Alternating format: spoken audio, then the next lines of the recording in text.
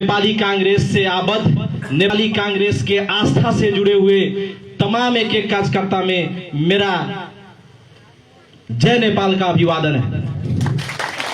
आज हम लोग जिस भेला के संबंध में यहां पर आज उपस्थित हैं, ये भेला अपने आप में एक कमी महसूस कर रहा है। ये देश में एक ऐसा क्षेत्र है जिसको इस देश भर में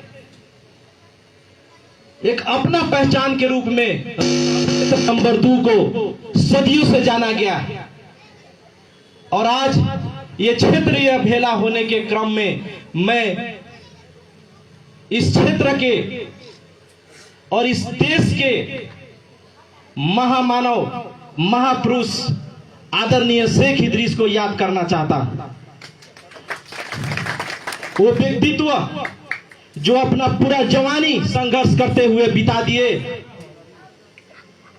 और सिर्फ उनका एक ही लक्ष्य था, इस देश में प्रजातंत्र लाने के लिए, देश में सारे लोगों को अधिकार हो बोलने के लिए संघर्ष करने का उनका एक ही लक्ष्य था। जब उनको हासिल हुआ तो बहुत गल चुके थे, थक चुके थे, बीमार हो चुके थे और वो लाभ के पद पर भी ज्यादा दिन नहीं रह पाए।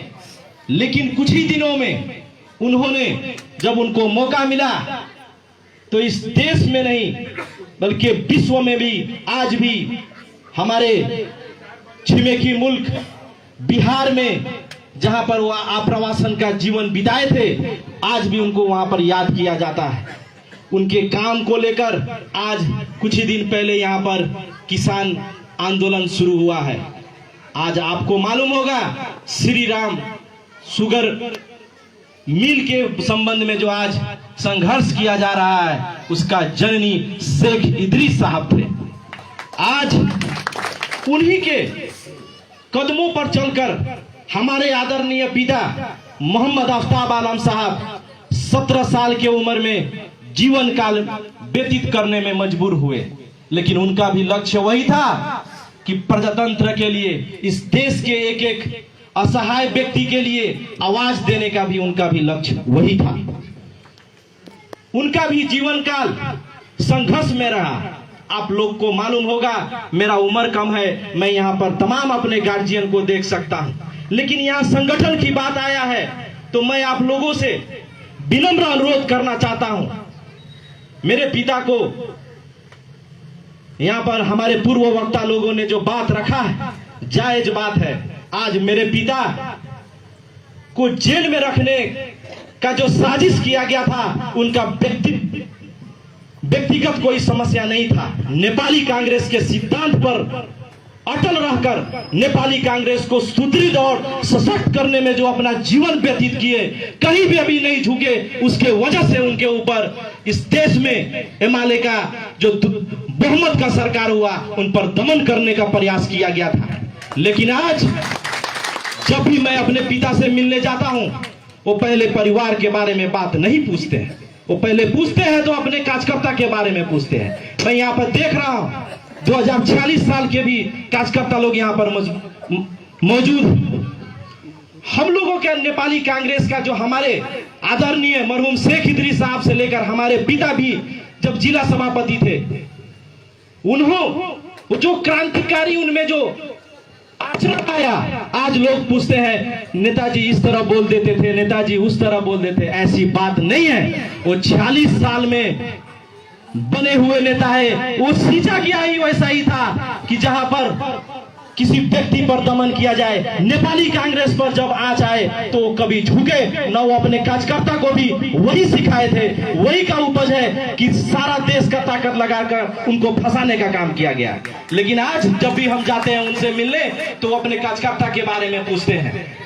तो ये इसलिए कहा जा रहा है कि संगठन का जब बात आता है नेपाली कांग्रेस, तो इससे ज्यादा बड़ा उदाहरण, हमारे परिवार से बड़ा उदाहरण कोई नहीं हो सकता है। यही परिवार है नेपाली कांग्रेस के चार तारा के लिए अपने परिवार को त्याग दिया, अपने जीवन को त्याग दिया और आज जेल में है, वो भी नेपाली कांग्रेस की वजह से मेरे पिता जेल में।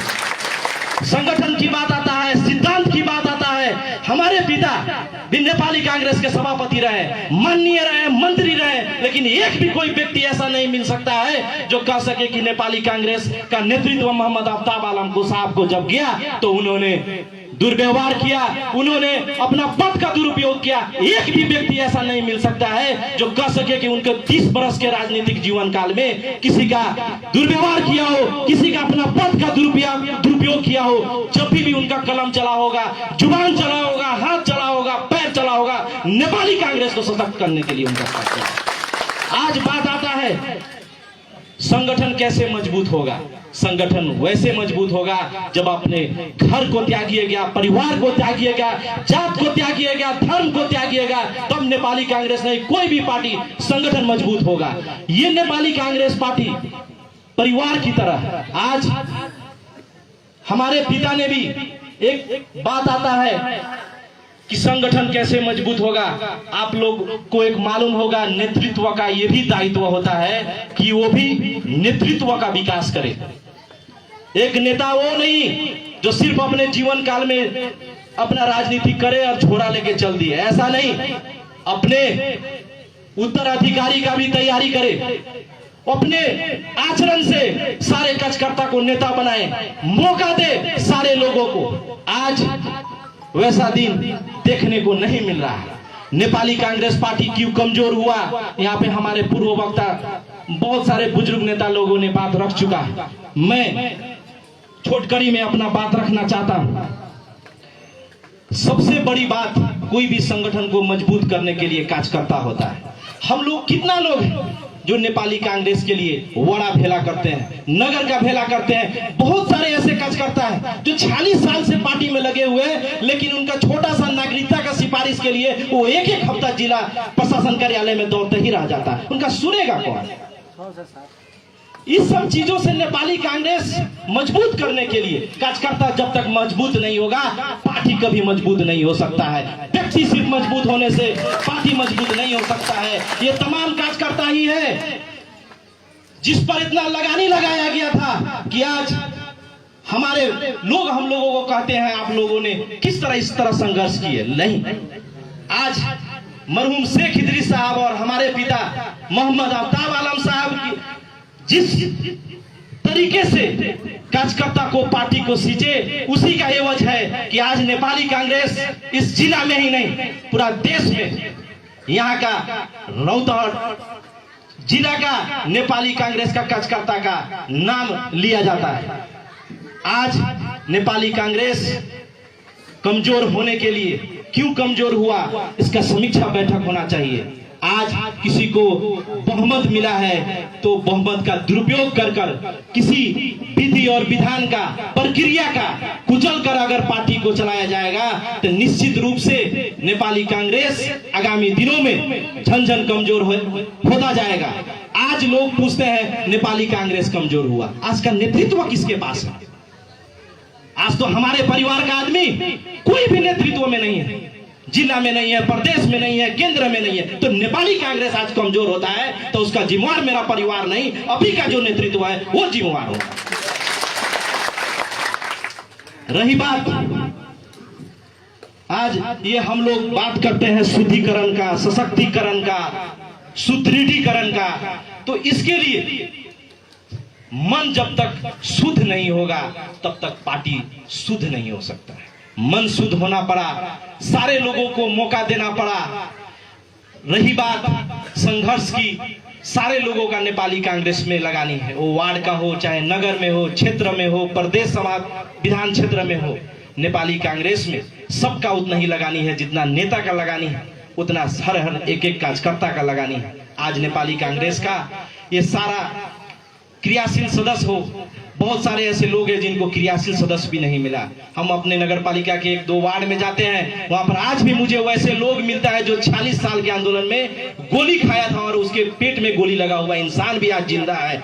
आज अगर हम लोग अपने आचरण को नहीं सुधारेंगे, हम लोगों में समस्या ये हो जाता है कि एक कार्यकर्ता अपने वार्ड में नेपाली कांग्रेस के वजह से उसका 2 बीघा जमीन चला गया होगा, विपक्ष लोग उस पर अत्याचार किया होगा, किसी का भाई बहन बेटा मुद्दा खा रहा है नेपाली कांग्रेस के कार्यकर्ता होने की वजह से, और हमारे नेता लोग चुरा के बिरयानी खाते रहते हैं विपक्ष से, तब उस वक्त नेपाली के कार्यकर्ता का मनोबल घटता है। ऐसे प्रवृत्ति को हम लोगों को सुधारना होगा।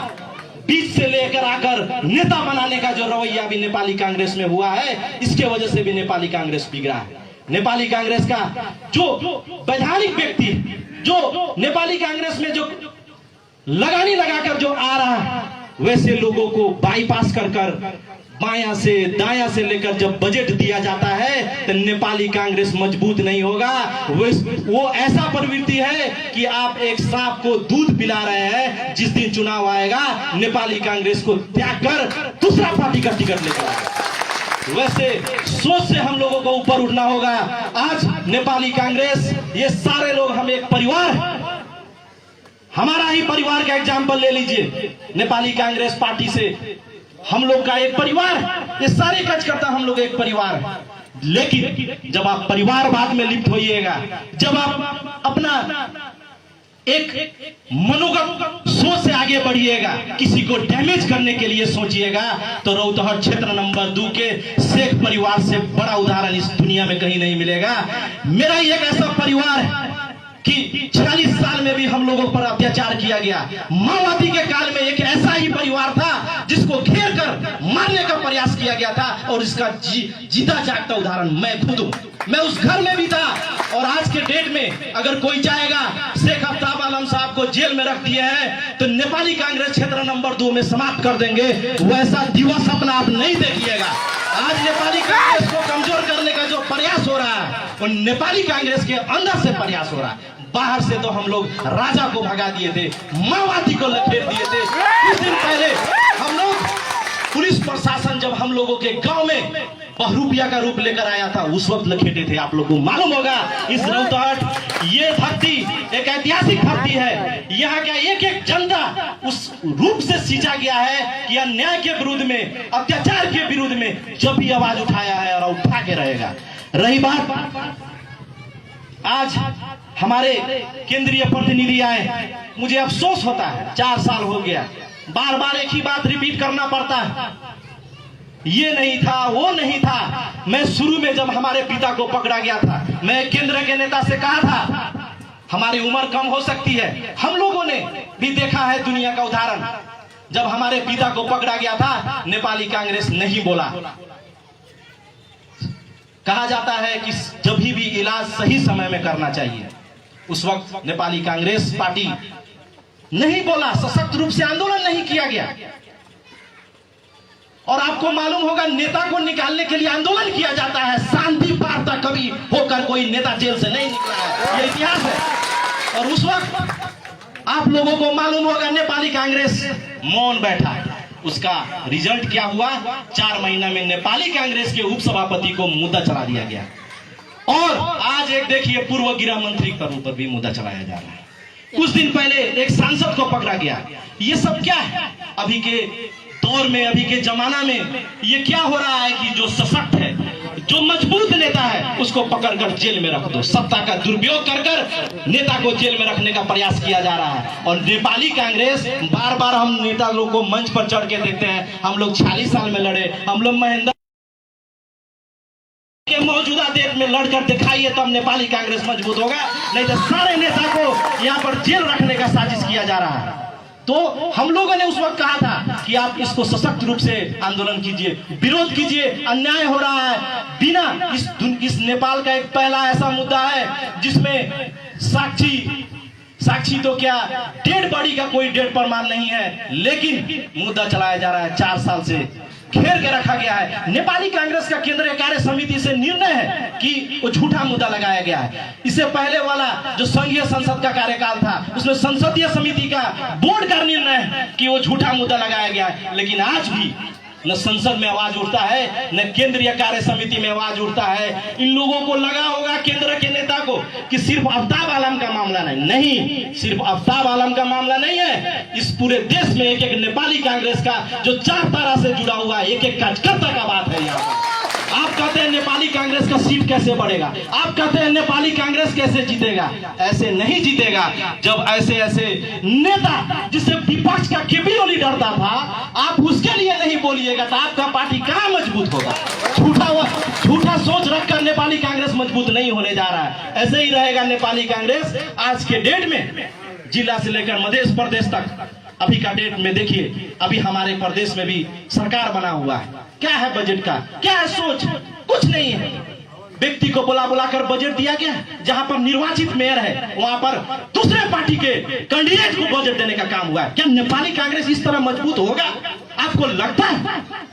हमारे पिता एक एक कार्यकर्ता को बजट देते थे और वो कहते भी थे कि बजट दिया गया। विकास भी तो होना पड़ा। आप किसी को कमजोर करने के लिए कहीं परिचालित होते हैं, किसी व्यक्ति को परिचालन करते हैं तो वो क्षणिक हो सकता है, आपको थोड़ा देर के लिए आनंद हो सकता है, लेकिन इतिहास गवाह है। जब बीबी कोइराला मरहूम शेख लियाकत को टिकट देने से अतराए, जब शेख इदरीस साहब को टिकट देने से अतराए तो उन्होंने कहा था कि तुम टिकट अपना रखो, हम अपना टिकट अपना व्यवस्था कर लेंगे। क्योंकि जब व्यक्ति जिसके प्रति सारे कार्यकर्ता का सहयोग और साथ रहता है, वो व्यक्ति, वो पार्टी, वो सिद्धांत से जो चलता है, वो व्यक्ति कभी कमजोर नहीं रहता है। और आज हमारे नेतृत्व लोगों में कभी, अभी हमारे पूर्व वक्ता आदरणीय देवचंद्र मिश्र जी ने जो बात कहा, इस नाथ का उदाहरण है। बहुत सारे ऐसे जगह पर सिर्फ क्षेत्र नंबर 2 को जो टारगेट करने का जो प्रयास किया जा रहा है, मुझे समझ में नहीं आ रहा है कि जेल, अब इससे ये साबित होता है कि क्या षड्यंत्र किया गया था, क्या सोच से वो सोच आगे बढ़ाया गया था कि हमारे पिता को जेल में रखने का काम किया गया था। क्या इसी सोच था कि नेपाली कांग्रेस को पूरे क्षेत्र में कमजोर किया जाए? तो मैं अपने केंद्र के प्रतिनिधि से विनम्र अनुरोध करना चाहता हूं। मेरा ये जो भी बात है, ये तमाम नेपाली कांग्रेस का एक एक कार्यकर्ता का हृदय का बात मैंने बोला हूं। मेरा इसमें कोई मनोगत, कोई व्यक्तिगत बात नहीं है। ये सारे तमाम एक एक कार्यकर्ता का मैं राजपुर नगर पालिका के एक नेतृत्व के हिसाब से अपना बात रखा। आप ये सारे पैगाम को यहीं पर नहीं रख दीजिएगा, इसको ले जाकर अपने तमाम केंद्रीय कार्य समिति में भी ये बात को उठाइए कि नेपाली कांग्रेस का मेन मुद्दा क्या है इस क्षेत्र में। ये क्षेत्र में सम्मेलन का जरूरी नहीं है। नेपाली कांग्रेस में विगत के 6 महीना पहले जो निर्वाचन हुआ था, क्या हुआ था, सारे लोगों को मालूम है।